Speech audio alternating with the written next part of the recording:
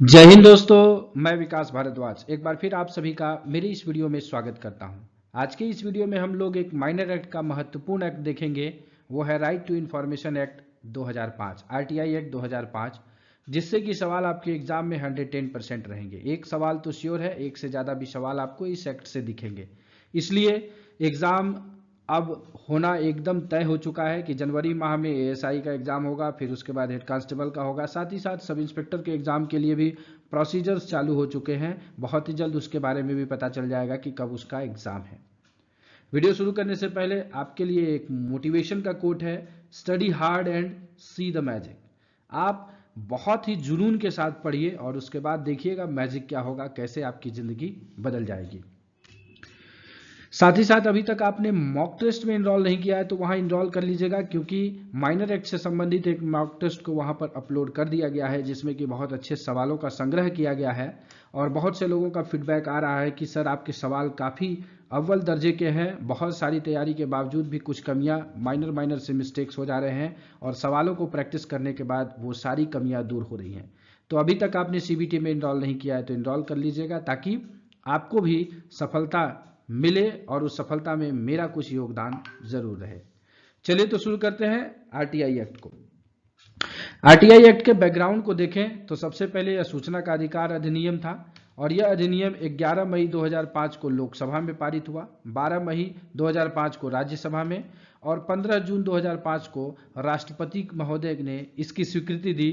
और 15 जून 2005 के राष्ट्रपति महोदय की स्वीकृति के 120 दिन के बाद 12 अक्टूबर 2005 को यह इंप्लीमेंट किया गया। कांग्रेस के गवर्नमेंट का या उस समय के वर्तमान सरकार की यह एक बहुत बड़ी अचीवमेंट थी कि पहले तो सूचना मिलता तो था, लेकिन इतने प्रकार की क्लैरिटी नहीं थी। लेकिन आज राइट टू इन्फॉर्मेशन एक्ट आने के बाद सूचनाओं को प्राप्त करना काफ़ी आसान हो गया है, और इन चीज़ों के लिए ही सूचना का अधिकार अधिनियम लाया गया था। इस एक्ट को लाने में श्री अरविंद केजरीवाल जी का भी योगदान बहुत ज़्यादा है, और ये सारी चीज़ें होने के बावजूद सारी चीज़ें एक परिस्थिति में मिली और सूचना का अधिकार अधिनियम बना। तो 12 अक्टूबर 2005 इम्प्लीमेंटेशन डेट याद रखिएगा राइट टू इन्फॉर्मेशन एक्ट के बारे में, और ये बहुत ही महत्वपूर्ण सवाल हो जाता है। आगे अगर देखें तो राइट टू इन्फॉर्मेशन एक्ट 2005 में कितने अध्याय हैं और कितनी धाराएं हैं, इन पूरे चीज़ों को हम लोग देखते हैं। तो सबसे पहले अध्याय 1 प्रीमिलरी है, और जिस धारा 1 से लेकर 2 तक है वो धारा। अध्याय 2 में सूचना का अधिकार और लोक प्राधिकारियों की बाध्यताएं, right to information and obligation of public authorities के बारे में बताया गया है, जो कि धारा 3 से लेकर 11 तक उसका वर्णन किया गया है। इसके बाद जो है आपको केंद्रीय सूचना आयोग, द सेंट्रल इंफॉर्मेशन कमीशन, अध्याय 3 में इसके बारे में बताया गया है, जो धारा 12 से लेकर के धारा 14 तक इसका वर्णन है। इसके बाद राज्य सूचना आयोग के बारे में बताया गया है। राज्य सूचना आयोग, द स्टेट इंफॉर्मेशन कमीशन, ये अध्याय 4 में इसके बारे में बताया गया है, जो धारा 15 से लेकर 17 तक है। वहीं अध्याय 5 सूचना आयोगों की शक्तियां, कृत्य, अपील और शास्तियों के बारे में बताता है, जो कि धारा 18 से लेकर के 20 तक है। और छठा जो अध्याय है वो है मिसलिनियस, जो धारा 21 से लेकर के 31 तक इसका वर्णन है। तो कुल इसमें कितने हैं? 6 अध्याय हैं और कुल 31 धाराओं का वर्णन है राइट टू इन्फॉर्मेशन एक्ट में। तो पूरे 31 धाराओं को हम इस वीडियो में नहीं पढ़ेंगे, क्योंकि बहुत ज़्यादा वीडियो लेंथी हो जाएगा। तो जितना मैक्सिमम हो सकता है आधा से अधिक धाराओं को इसमें कवर किया जाएगा। उसके बाद नेक्स्ट वीडियो में हम उन चीज़ों को देखेंगे। तो चलिए देखते हैं अध्याय 1 को। सबसे पहले राइट टू इन्फॉर्मेशन एक्ट, इसमें कुल 6 अध्याय 31 धाराएं हैं। सेक्शन 1 इसमें short title, extend and commencement के बारे में बताया गया है। इस एक्ट को किस नाम से जाना जाएगा? तो सूचना का अधिकार अधिनियम 2005। जैसा कि मैं पहले भी आपको बताया हूं कि सेक्शन 1 हर भी एक्ट का शॉर्ट टाइटल, एक्सटेंड या कमिटमेंट से ही संबंधित होता है। साथ ही साथ इसका विस्तार संपूर्ण भारत में है, और धारा 4 की उपधारा 1, धारा 5 की उपधारा 1 और उपधारा 2, धारा 12, धारा 13, धारा 15, धारा 16, धारा 24, धारा 27 और धारा 28 के उपबंध तुरंत प्रभावी होंगे, और इस अधिनियम के शेष उपबंध इस अधिनियम के 120वें दिन ही प्रवृत्त होंगे। मतलब सीधा सा बात है कि जो ये धाराएं लिखी गई हैं, जो इसमें धारा 4 की उपधारा 1 जितनी भी चीजें हैं, ये तुरंत प्रभावी हो गए। लेकिन पूरी जो 31 धाराएं हैं वो शेष उपबंध 120वें दिन जो हमने पढ़ा वो उस दिन से प्रवृत्त होंगे। और साथ ही साथ जो है जम्मू कश्मीर जो वर्ड है उसको हटा दिया गया 2019 में, क्योंकि आपको ये पता है कि 2019 में ही आर्टिकल 370 और 35A को खत्म कर दिया गया था। उसके बाद भारत के सारे अधिनियम जम्मू कश्मीर में भी लागू होते हैं। अगला अब डेफिनेशन को देख लेते हैं हम लोग। सेक्शन 2 परिभाषाएं बताता है। इसमें 2 के ए में एप्रोप्रिएट गवर्नमेंट, ए से एप्रोप्रिएट गवर्नमेंट समुचित अधिकार, बी में सेंट्रल इंफॉर्मेशन कमीशन केंद्रीय सूचना आयोग के बारे में बताया गया। केंद्रीय सूचना आयोग का मतलब क्या हो गया? Means the central government commission constituted under subsection 1 of 12, मतलब धारा 12 में जो है उसके सबसेक्शन 1 में जो कॉन्स्टिट्यूट किया गया है सेंट्रल इंफॉर्मेशन कमीशन, उसको उसी के बारे में सेक्शन 2 के बी में बताया गया। सी में आपको सेंट्रल पब्लिक इंफॉर्मेशन ऑफिसर केंद्रीय लोक सूचना अधिकारी के बारे में बताया गया है। वहीं डी में chief information commissioner and information commissioner मुख्य सूचना आयुक्त और सूचना आयुक्त के बारे में बताया गया है। तो इन चीजों को जानने के बाद अगला जो इंपॉर्टेंट है वो है ई में कॉम्पिटेंट अथॉरिटी के बारे में बताया गया है। और ये कॉम्पिटेंट अथॉरिटी जो है वो बहुत ही इंपॉर्टेंट है आपके लिए, वो सवाल आपके एग्जाम में आ सकते हैं, कॉम्पिटेंट अथॉरिटी। इसके बाद एफ में आपको इंफॉर्मेशन सूचना के बारे में बताया गया है। तो अगर आपसे ये सवाल पूछ ले कि information is defined in which section of RTI act, तो आप इसे एफ से याद रखेंगे। इसके बाद जी में है प्रिस्क्राइब्ड विहित। जी उतना इंपॉर्टेंट नहीं है, लेकिन एच बहुत ही इंपॉर्टेंट है। एच में पब्लिक अथॉरिटी लोक प्राधिकारी के बारे में बताया गया है। तो आप सभी ने एचपी का लैपटॉप देखा होगा, तो एचपी के लैपटॉप से आप इसे याद कर सकते हैं। एच में पब्लिक अथॉरिटी के बारे में बताया गया है। वहीं आई के बारे में रिकॉर्ड के बारे में बताया गया, अभिलेख जो भी रिकॉर्ड रखे जाते हैं। जे में राइट टू इंफॉर्मेशन के बारे में बताया गया है, सूचना के अधिकार के बारे में, तो जे भी इंपॉर्टेंट हो जाता है आपको। के में स्टेट इंफॉर्मेशन कमीशन राज्य सूचना आयोग के बारे में बताया गया है, तो के भी इंपॉर्टेंट हो जाता है।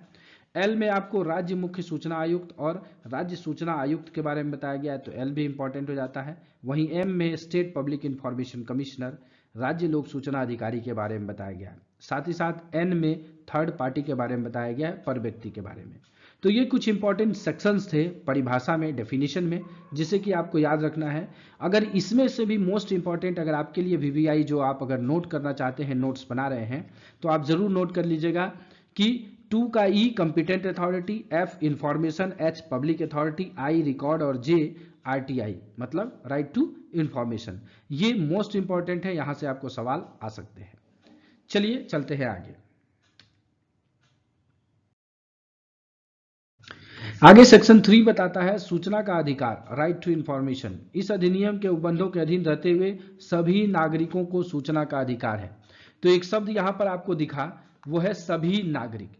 इस सभी नागरिक को आपको जो है बहुत अच्छे से याद रखना है कि जो ये राइट टू इंफॉर्मेशन है वो किन पर लागू होता है? सिर्फ सिटीजन, जो जितने भी नागरिक हैं, सभी नागरिक भारत के, उन्हीं को ये मिलता है, नागरिक के अलावा किसी को नहीं मिलता है। तो ये सवाल आपसे मोस्ट इंपॉर्टेंट बन जाता है और आपके पूछा भी जा सकता है स्टेटमेंट बेस में कि right to information act is जो है लाइज टू ऑल पर्सन्स, नहीं ऑल सिटीजन्स होगा, सभी नागरिकों पर ही सिर्फ आरटीआई एक्ट है। इसके बाद section 4 obligation of public authority, लोक प्राधिकारी की बाध्यताएं के बारे में बताया गया है कि लोक प्राधिकारी किन चीज़ों को कर सकता है, किन चीज़ों को नहीं कर सकता है। ये बहुत ज़्यादा इंपॉर्टेंट नहीं बनता है, इसलिए हम इसको डिस्कशन नहीं करेंगे। हाँ, इसके सेक्शन को सिर्फ याद रखेंगे, कहीं मैच द फॉलोइंग में आपसे गेम न खेल ले एग्जामिनर, तो इस कारण से उन चीज़ों पर आपको ध्यान रखना है।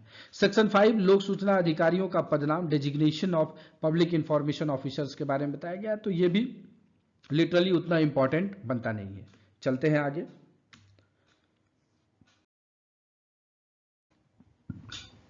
आपके लिए मोस्ट इंपॉर्टेंट है section 6 request for obtaining information, सूचना अभिप्राप्त करने के लिए अनुरोध। हम जो आरटीआई करते हैं, रिक्वेस्ट करते हैं कि हमको ये सूचना मिले, इस बारे में मुझे कुछ जानकारी मिले, वो किस सेक्शन के तहत करते हैं? वो सेक्शन है सेक्शन 6।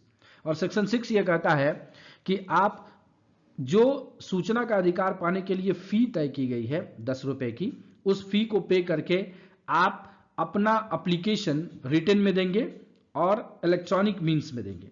मतलब आप लिख करके भी दे सकते हैं या फिर इलेक्ट्रॉनिकली, आजकल बहुत आसान हो गया है, आप तुरंत आरटीआई कर सकते हैं इलेक्ट्रॉनिकली। लेकिन किस किस भाषा में कर सकते हैं, तो आप इंग्लिश में कर सकते हैं, हिंदी में कर सकते हैं, और in the official language of the area, मतलब आप जिस एरिया में हैं उस एरिया में जो ऑफिशियल लैंग्वेज यूज होता है उसके बारे में। जैसे बिहार में है तो उसका सेकेंड ऑफिशियल लैंग्वेज उर्दू है, हिंदी है, उन चीज़ों को आप उसको यूज कर सकते हैं। उसी प्रकार से नागालैंड में इंग्लिश है, उसका सेकेंड ऑफिशियल लैंग्वेज जो भी है, उन चीज़ों को आप यूज कर सकते हैं एप्लीकेशन। इसके बाद एप्लीकेशन आप किसको करेंगे, तो सेंट्रल पब्लिक इंफॉर्मेशन ऑफिसर और state public information officer as the case may be of the concern public authority. मतलब अगर सेंट्रल से संबंधित है तो central public information commission officer, या स्टेट से है तो स्टेट के पास। इसके बाद क्या होता है कि central assistant public information officer और state assistant public information officer as the case may be specified by the particular of the information sought by him और हर। अगर कोई ऐसा चीज है जो इन दोनों से रिलेटेड है तो उनको आपको करना पड़ेगा। इसके बाद क्या कहता है कि provided that where such request can not be made in writing, the central public information officer या state public information officer as the case may be shall render all reasonable assistance to person making the request orally to reduce the same in the writing. अगर कोई व्यक्ति लिख करके नहीं दे सकता है तो अगर वो उनके पास पहुंच जाता है सेंट्रल पब्लिक इंफॉर्मेशन ऑफिसर के पास या स्टेट पब्लिक इंफॉर्मेशन ऑफिसर के पास, तो उनको सहायता करेगा कि उनका ओरली भी उनके रिक्वेस्ट को लिया जा सके ताकि उनके प्रॉब्लम को सॉल्व किया जा सके।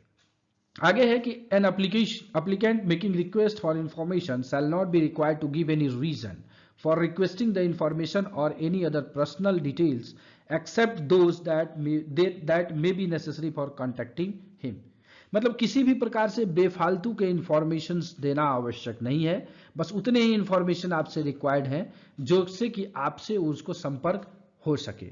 मतलब बहुत सारे इंफॉर्मेशन की आवश्यकता नहीं है, और आप किस लिए ये इंफॉर्मेशन मांग रहे हैं उसका रीजन देने की भी आवश्यकता नहीं है। तो इन चीजों को आप रखिएगा। मैं आपको लाइन बाय लाइन इस सेक्शन को इसलिए पढ़ा रहा हूं क्योंकि स्टेटमेंट बेस्ड सवाल पिछले एग्जाम में पूछे गए थे और सब इंस्पेक्टर और इस बार के एएसआई में स्टेटमेंट बेस्ड सवालों का भरमार हो सकता है, इसलिए मैं आपको इन चीज़ों को डिटेल में बता रहा हूं ताकि आप स्टेटमेंट जनरलाइज एक बार सुने रहेंगे, आपके कानों से इस प्रकार से गुजरा रहेगा तो जरूर आप उस पर अमल कर लेंगे। Where an application is made to a public authority requesting for an information, अगर पब्लिक अथॉरिटी को रिक्वेस्ट किया गया है कौन से इंफॉर्मेशन के लिए, तो इंफॉर्मेशन है which is headed by another public authority या the subject matter of which is more closely connected with the functions of another public authority. तो ऐसा कोई आपने आरटीआई कर दिया जो कि उस पब्लिक अथॉरिटी के पास तो गया लेकिन उससे कंसर्न नहीं है, किसी दूसरे से है, या उससे छोड़ करके कोई दूसरा उसका सही जवाब दे सकता है, तो ये कहता है कि उस चीज़ों को वो उनके पास इमीडिएट ट्रांसफर कर देगा।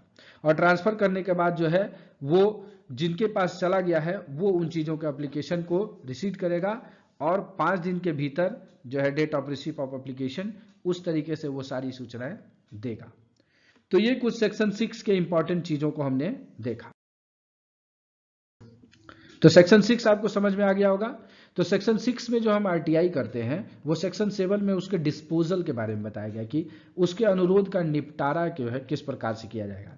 तो ये बोलता है कि धारा 6 के अधीन अनुरोध प्राप्त हो जाता है अगर रिक्वेस्ट रिसीव्ड अंडर सेक्शन 6, तो केंद्रीय लोक सूचना अधिकारी या राज्य लोक सूचना अधिकारी है वो शीघ्रता से किसी भी दशा में अनुरोध प्राप्ति के 30 दिन के भीतर, मोस्ट इंपॉर्टेंट जहां होता है विवाद वहीं से होता है एक सवाल, तो ये एक सवाल आपको दिखेगा 30 दिन के भीतर जो है अगर फीस दिया गया है तो उसको वो सूचना उपलब्ध कराएगा।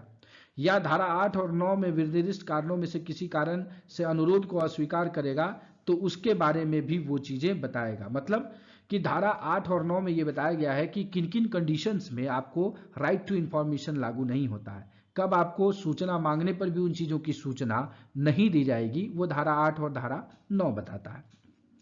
लेकिन यह कहता है कि परंतु जहां मांगी गई जानकारी का संबंध किसी व्यक्ति के जीवन या स्वतंत्रता से है, ध्यान रखिएगा यह सवाल 100% आपके एग्जाम में आएगा कि परंतु जहां मांगी गई जानकारी का संबंध किसी व्यक्ति के जीवन या स्वतंत्रता से, किसी के लाइफ से संबंधित है, उसके फ्रीडम से संबंधित है, तो जैसे ही उसका रिक्वेस्ट मिलेगा तो 48 आवर्स के भीतर उसकी वो सारी चीजें उपलब्ध कराई जाएंगी। क्यों?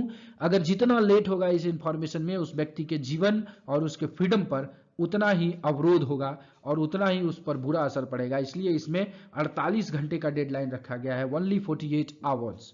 तो इन चीजों को आप ध्यान रखिएगा। एक सवाल ये भी बन सकता है। आगे है कि यदि विनिर्दिष्ट अवधि के भीतर सूचना का अनुरोध विनिश्चय करने में असफल रहता है तो यह समझा जाएगा कि उसने अनुरोध को नामंजूर कर दिया है। मतलब कि अगर आपके विनिर्दिष्ट अवधि, मतलब जो टाइम पीरियड स्पेसिफाइड किया गया है 30 दिन का, 48 घंटे का, 5 दिन का, ये जो भी है, अगर जैसे भी इससे रिफ्यूजल हो जाता है, इतने दिन में नहीं आता है, तो ये मान लिया जाता है कि जो केंद्रीय लोक सूचना अधिकारी है या राज्य लोक सूचना अधिकारी या जिसने आपको आरटीआई किया है वो आपके एप्लीकेशन को रिफ्यूज कर दिया है, नामंजूर कर दिया है। लेकिन धारा 8 और 9 में क्या है, उस रिफ्यूजल के कारण के बारे में जिक्र किया गया है। तो अगला सेक्शन हम उसको देखते हैं। चलिए, अगर वीडियो अच्छा लग रहा हो और तो लाइक करके मोटिवेशन जरूर बढ़ाइएगा, क्योंकि आपके लिए मैं मेहनत करने के लिए हमेशा तैयार रहता हूं कि जितने लोग वीडियो देखते हैं मेरा मोटिवेशन उतना ही ज़्यादा बन जाता है कि हाँ, मेरे द्वारा की गई एक पहल इतने लोगों के काम आ रही है। तो चलिए चलते हैं अगली सेक्शन पे। अगला जो सेक्शन है, सेक्शन 8, सूचना के प्रकट किए जाने से छूट, exemption from disclosure of information.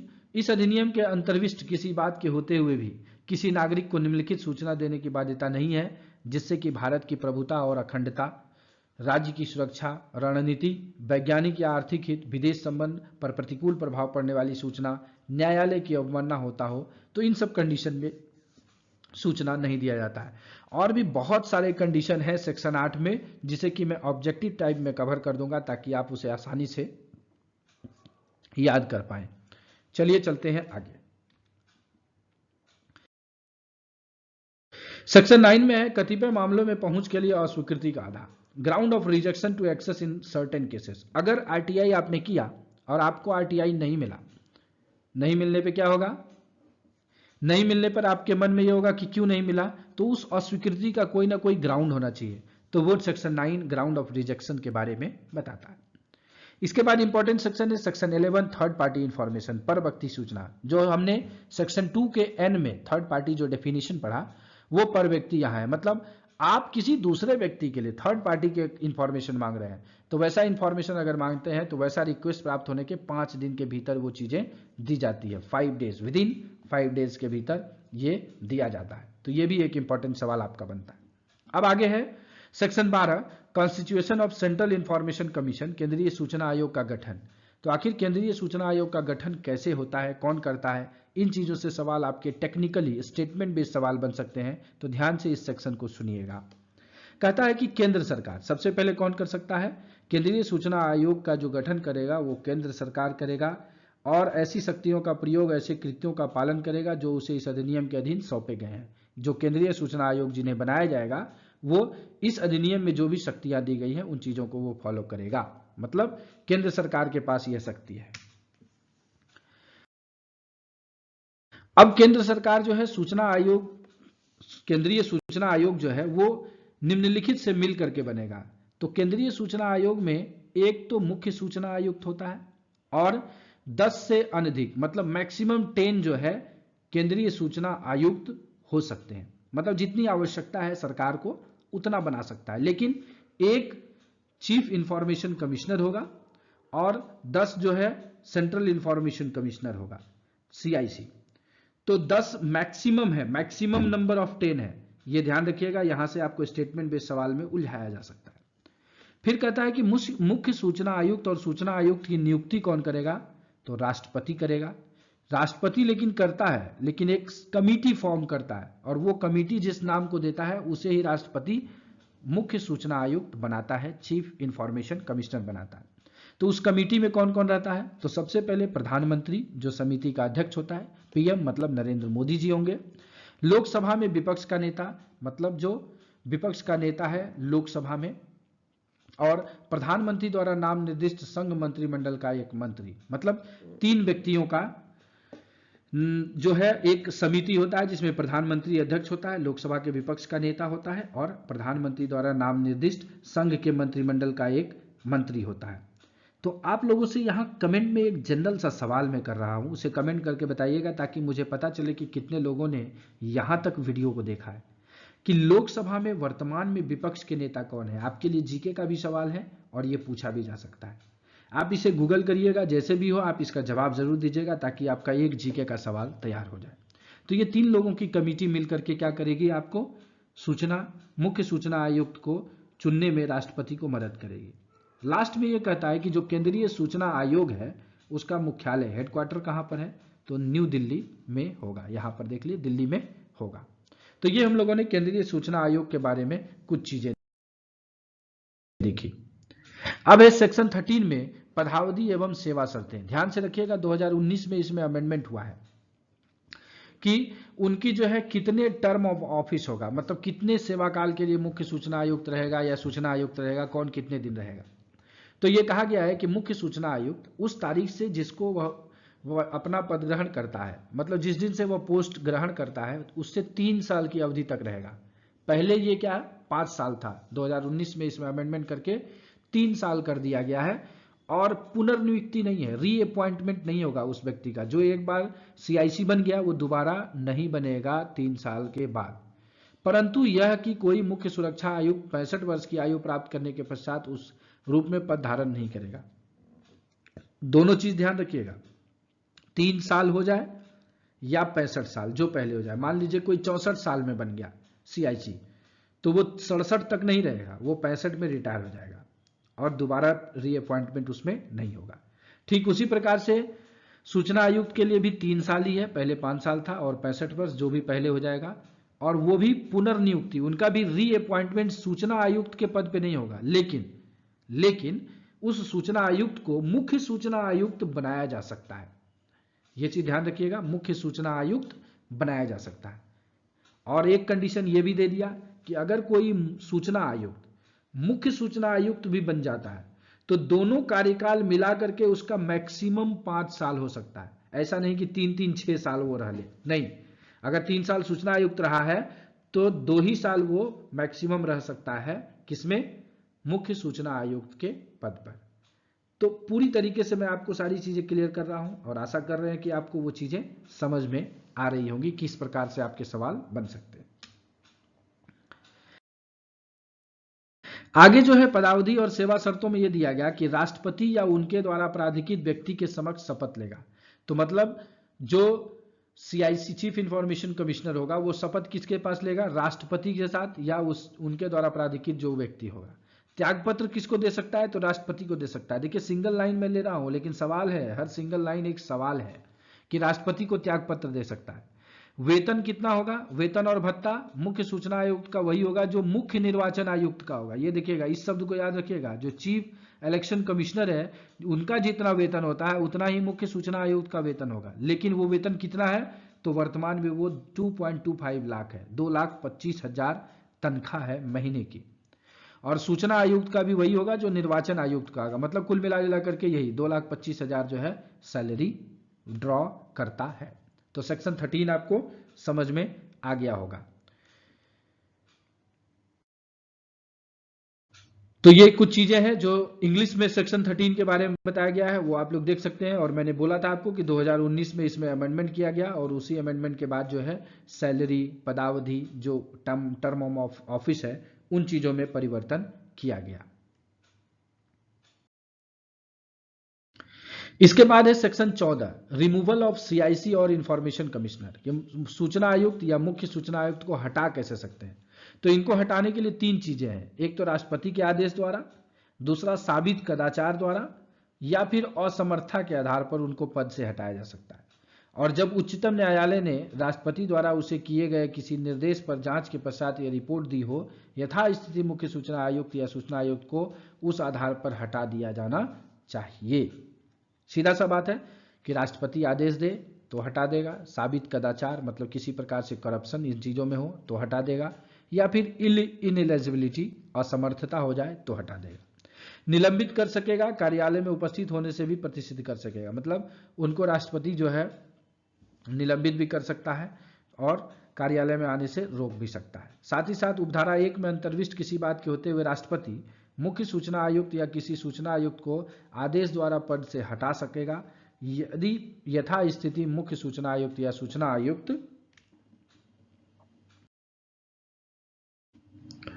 दिवालिया हो गया हो तो भी हटा देगा, या किसी अपराध में दोषी हो गया हो तो उसमें भी हटा देगा, या अपनी पदावधि के दौरान अपने कर्तव्यों में किसी वैतनिक नियोजन में लग गया हो, मतलब अपना काम छोड़ करके कहीं और पर लग गया हो तो उसको हटा देगा।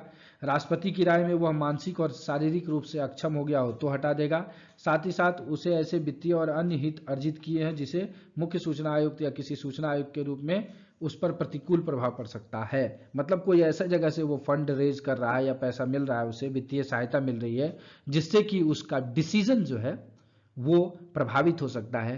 तो इन कंडीशन में राष्ट्रपति जो है दोनों को हटा सकता है, चाहे वो सूचना आयुक्त हो या मुख्य सूचना आयुक्त हो।